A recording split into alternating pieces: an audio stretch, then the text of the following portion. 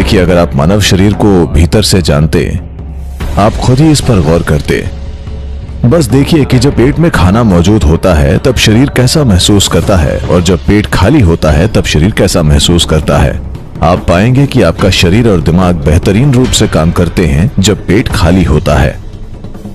अगर आपका पाचन तंत्र लगातार भोजन पचाने में लगा हुआ है तो स्वाभाविक है कि ऊर्जा की एक खास मात्रा उसमें जा रही है। तो आपका शरीर और आपका दिमाग दोनों अपने बेहतरीन स्तर पर काम नहीं करेंगे।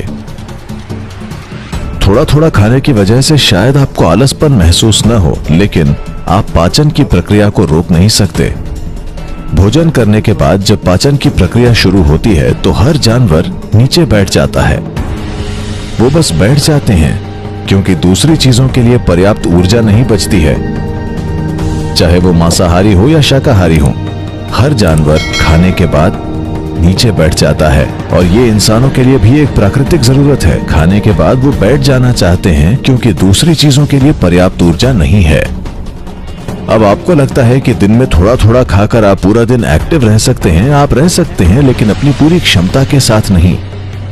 अगर आप अपनी पूरी क्षमता का इस्तेमाल करना चाहते हैं तो आप अपने शरीर और उसके मेटाबॉलिक प्रोसेस को इस तरह से बनाकर रखिए कि चाहे आप जो भी खाएं, जो कुछ भी खाएं, 1.5 से 2.5 घंटे के अंदर आपका पेट खाली हो जाना चाहिए। योग हमेशा इसी चीज पर जोर देता है कि 1.5 से 2 घंटे के अंदर आपका पेट खाली हो जाना चाहिए। पेट खाली होने का मतलब भूखा होना नहीं। जब ऊर्जा का स्तर नीचे चला जाता है केवल तभी आपको भूख लगती है, नहीं तो आपका पेट खाली ही होना चाहिए। जब पेट खाली होता है, पेट यानी पेट की थैली, भोजन आंत के दूसरे भागों में चला जाना चाहिए। आंत में प्रक्रिया बिल्कुल अलग है। वो पाचन नहीं है, वो ऊर्जा को ग्रहण करना है। उसमें ज्यादा ऊर्जा नहीं लगती, पाचन प्रक्रिया में लगती है। जब खाना पेट की थैली में मौजूद हो तो बेहतर है कि आप अपनी गतिविधि को कम कर लें। अब अगर सारा दिन आपके पेट में खाना मौजूद रहेगा तो आप अपने जीवन की पूरी क्षमता कम कर लेंगे। एक पहलू और है, जब पेट में खाना मौजूद होता है और पाचन प्रक्रिया चल रही होती है तो सफाई तंत्र काम करना लगभग बंद कर देती है।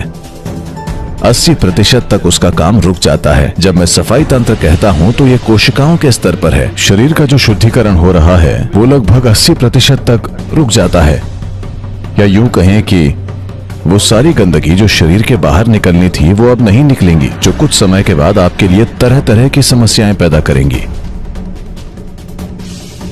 और अगर आप अलग अलग समय पर खाते हैं तो आपकी आंतों की सफाई की प्रणाली असरदार तरीके से काम नहीं करेगी, क्योंकि वेस्ट मैटर किसी खास समय पर बड़ी आंत में नहीं आते, ये अलग अलग समय पर आते हैं।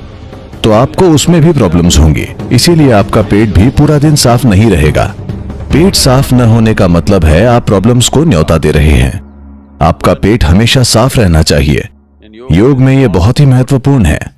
किसी भी पारंपरिक प्रणाली में आप देखेंगे कि अगर आप एक आयुर्वेदिक डॉक्टर या किसी सिद्ध वैद्य या किसी के पास भी जाएं तो सबसे पहले वे आपकी सफाई करेंगे, क्योंकि वो जानते हैं कि आपकी ज्यादातर प्रॉब्लम्स पेट साफ न होने की वजह से हैं। और जिस तरह से लोग आज खा रहे हैं, पेट को साफ रखना उनके लिए एक बड़ी चुनौती बनने वाला है।